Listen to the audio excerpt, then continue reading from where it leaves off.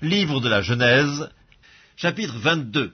Après ces choses, Dieu mit Abraham à l'épreuve et lui dit, « Abraham » Et il répondit, « Me voici. » Dieu dit, « Prends ton fils, ton unique, celui que tu aimes, Isaac, va-t'en au pays de Morija, et là offre-le en holocauste sur l'une des montagnes que je te dirai. » Abraham se leva de bon matin, sella son âne, et prit avec lui 2 serviteurs et son fils Isaac. Il fendit du bois pour l'holocauste, et partit pour aller au lieu que Dieu lui avait dit. Le 3e jour, Abraham, levant les yeux, vit le lieu de loin. Et Abraham dit à ses serviteurs, « Restez ici avec l'âne, moi et le jeune homme, nous irons jusque-là pour adorer, et nous reviendrons auprès de vous. » Abraham prit le bois pour l'holocauste, le chargea sur son fils Isaac, et porta dans sa main le feu et le couteau. Et ils marchèrent tous 2 ensemble. Alors Isaac, parlant à Abraham, son père, lui dit, « Mon père ?» Et il répondit, « Me voici, mon fils. » Isaac reprit, « Voici le feu et le bois, mais où est l'agneau pour l'holocauste ?»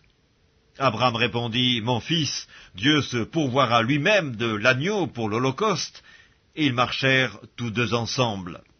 Lorsqu'ils furent arrivés au lieu que Dieu lui avait dit, Abraham y éleva un autel et rangea le bois. Il lia son fils Isaac et le mit sur l'autel par-dessus le bois.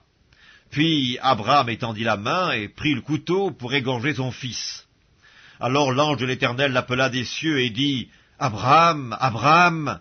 Et il répondit, « Me voici. » L'ange dit, « N'avance pas ta main sur l'enfant et ne lui fais rien, car je sais maintenant que tu crains Dieu et que tu ne m'as pas refusé ton fils, ton unique. » Abraham leva les yeux et vit derrière lui un bélier retenu dans un buisson par les cornes. Et Abraham alla prendre le bélier et l'offrit en holocauste à la place de son fils. Abraham donna à ce lieu le nom de Jéhovah-Jireh, c'est pourquoi l'on dit aujourd'hui, à la montagne de l'Éternel, il sera pourvu. L'ange de l'Éternel appela une seconde fois Abraham des cieux et dit, « Je le jure par moi-même, parole de l'Éternel, parce que tu as fait cela et que tu n'as pas refusé ton fils, ton unique, je te bénirai et je multiplierai ta postérité comme les étoiles du ciel et comme le sable qui est sur le bord de la mer, et ta postérité possédera la porte de ses ennemis. Toutes les nations de la terre seront bénies en ta postérité, parce que tu as obéi à ma voix. » Abraham étant retourné vers ses serviteurs, ils se levèrent et s'en allèrent ensemble à Beer-Shéba, car Abraham demeurait à Beer-Shéba. Après ces choses, on fit à Abraham un rapport en disant, « Voici, Milca a aussi enfanté des fils à Nachor ton frère, Uts son premier-né, Buz son frère, Kemuel, père d'Aram, Kesed, Azo, Pildash, Gilaph et Bethuel. Bethuel a engendré Rebecca. Ce sont là les 8 fils que Milca a enfantés à Nachor, frère d'Abraham. Sa concubine nommée Reuma a aussi enfanté Tébach, Gaham, Tash et Maaka.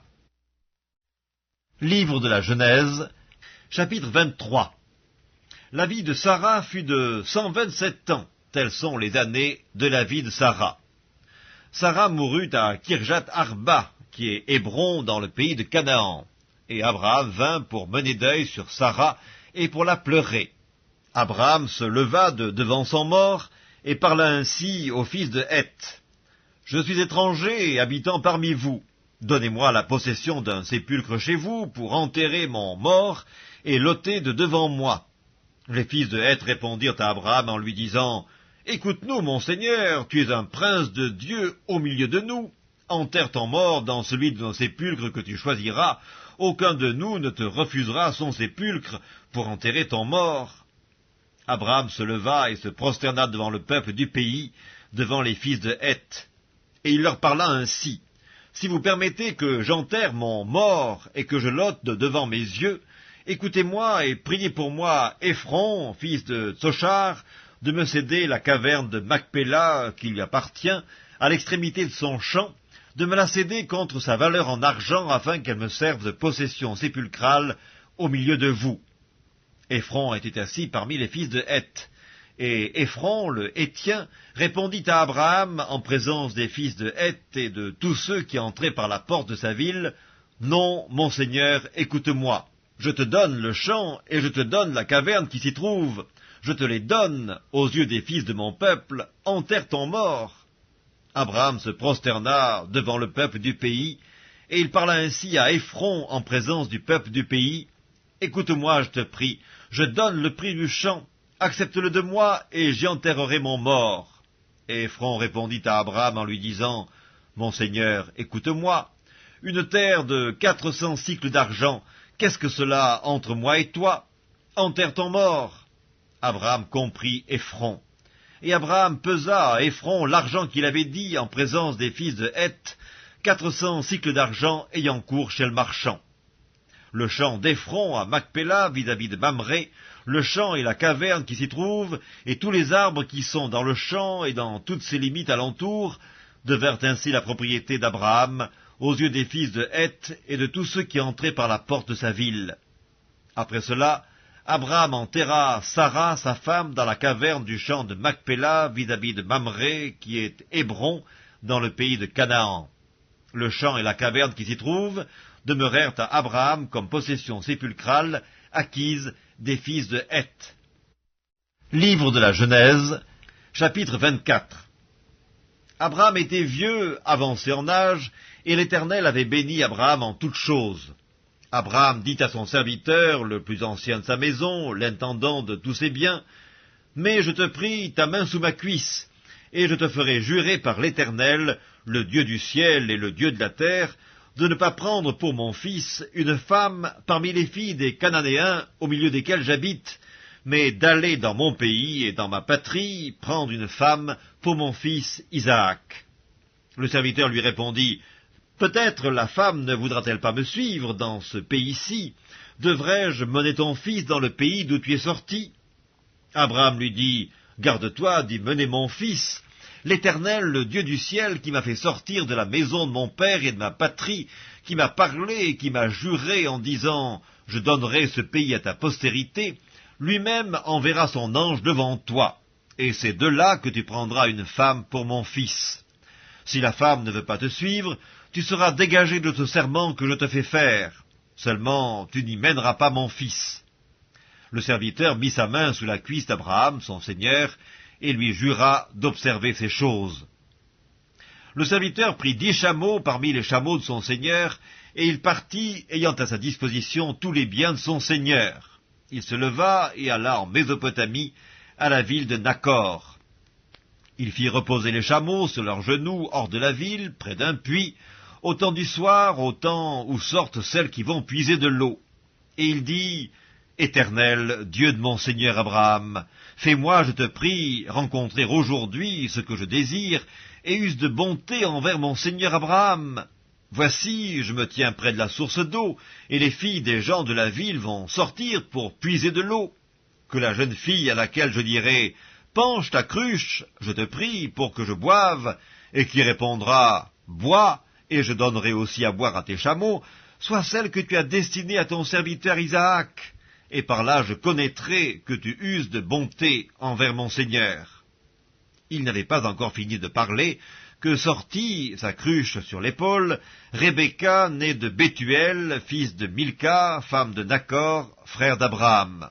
C'était une jeune fille, très belle de figure, elle était vierge, et aucun homme ne l'avait connue.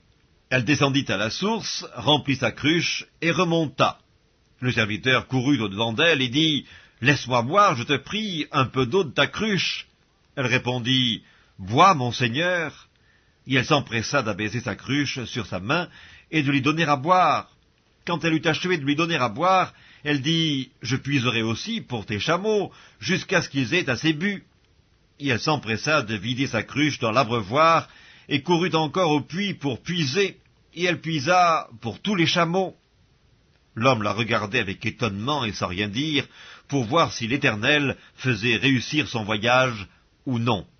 Quand les chameaux eurent fini de boire, l'homme prit un anneau d'or du poids d'un demi-cycle, et 2 bracelets du poids de 10 cycles d'or. Et il dit, « De qui es-tu fille? Dis-le-moi, je te prie. Y a-t-il dans la maison de ton père de la place pour passer la nuit ?»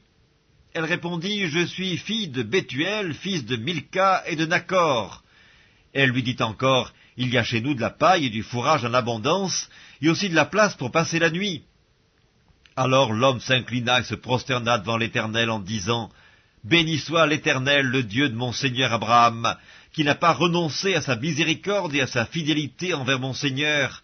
Moi-même, l'Éternel m'a conduit à la maison des frères de mon Seigneur. » La jeune fille courut raconter ces choses à la maison de sa mère. Rebecca avait un frère nommé Laban, et Laban courut dehors vers l'homme près de la source. Il avait vu l'anneau et les bracelets aux mains de sa sœur, et il avait entendu les paroles de Rebecca, sa sœur, disant « Ainsi m'a parlé l'homme ». Il vint donc à cet homme qui se tenait auprès des chameaux, vers la source, et il dit « Viens, béni de l'Éternel, pourquoi resterais-tu dehors? J'ai préparé la maison et une place pour les chameaux. » L'homme arriva à la maison. Laban fit décharger les chameaux, il donna de la paille et du fourrage aux chameaux, et de l'eau pour laver les pieds de l'homme et les pieds des gens qui étaient avec lui. Puis il lui servit à manger.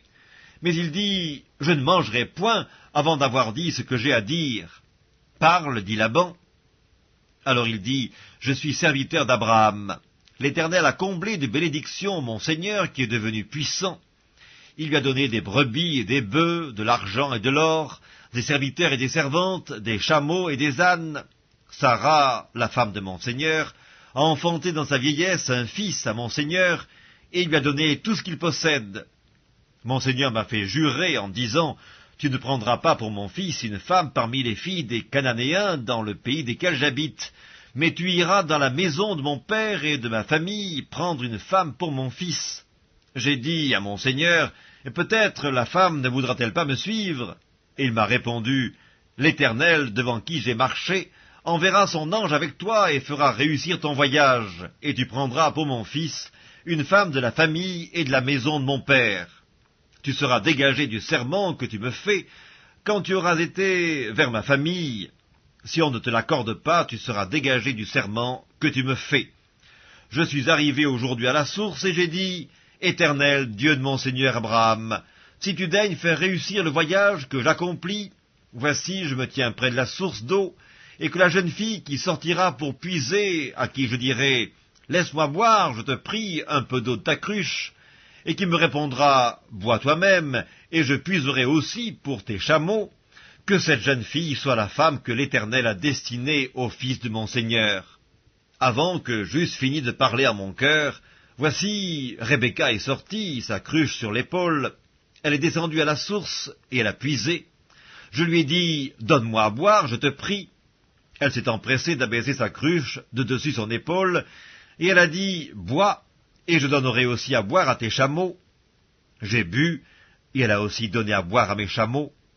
Je l'ai interrogée, et j'ai dit, « De qui es-tu fille ?» Elle a répondu, « Je suis fille de Bethuel, fils de Nacor et de Milca. » J'ai mis l'anneau à son nez et les bracelets à ses mains, puis je me suis incliné et prosterné devant l'Éternel, et j'ai béni l'Éternel, le Dieu de mon Seigneur Abraham, qui m'a conduit fidèlement, afin que je prenne la fille du frère de mon Seigneur pour son fils. Maintenant, si vous voulez user de bienveillance et de fidélité envers mon Seigneur, déclarez-le-moi, sinon déclarez-le-moi, et je me tournerai à droite ou à gauche. » Laban et Bethuel répondirent et dirent, « C'est de l'Éternel que la chose vient. Nous ne pouvons te parler ni en mal ni en bien. Voici, Rebecca est devant toi, prends et va, et qu'elle soit la femme du fils de ton Seigneur, comme l'Éternel l'a dit. » Lorsque le serviteur d'Abraham eut entendu leurs paroles, il se prosterna en terre devant l'Éternel. Et le serviteur sortit des objets d'argent, des objets d'or et des vêtements qu'il donna à Rebecca. Il fit aussi de riches présents à son frère et à sa mère. Après quoi, ils mangèrent et burent, lui et les gens qui étaient avec lui, et ils passèrent la nuit. Le matin, quand ils furent levés, le serviteur dit, « Laissez-moi retourner vers mon Seigneur. » Le frère et la mère dirent, « Que la jeune fille reste avec nous quelque temps encore, une dizaine de jours, ensuite tu partiras. » Il leur répondit, « Ne me retardez pas, puisque l'Éternel a fait réussir mon voyage. Laissez-moi partir, et que j'aille vers mon Seigneur. » Alors ils répondirent, « Appelons la jeune fille et consultons-la. » Ils appelèrent donc Rebecca et lui dirent, « Veux-tu aller avec cet homme ?» Elle répondit, « J'irai. » et ils laissèrent partir Rebecca, leur sœur et sa nourrice, avec le serviteur d'Abraham et ses gens. Ils bénirent Rebecca et lui dirent, « Ô notre sœur, puisses-tu devenir des milliers de myriades, et que ta postérité possède la porte de ses ennemis. » Rebecca se leva avec ses servantes, elles montèrent sur les chameaux et suivirent l'homme, et le serviteur emmena Rebecca et partit. Cependant, Isaac était revenu du puits de Lacaï-Roï, et il habitait dans le pays du Midi. Un soir qu'Isaac était sorti pour méditer dans les champs, il leva les yeux et regarda, et voici des chameaux arrivés. Rebecca leva aussi les yeux, vit Isaac, et descendit de son chameau. Elle dit au serviteur, « Qui est cet homme qui vient dans les champs à notre rencontre ?» Et le serviteur répondit, « C'est mon Seigneur. » Alors elle prit son voile et se couvrit. Le serviteur raconta à Isaac toutes les choses qu'il avait faites. Isaac conduisit Rebecca dans la tente de Sarah, sa mère. Il prit Rebecca qui devint sa femme et il l'aima. Ainsi fut consolé Isaac après avoir perdu sa mère.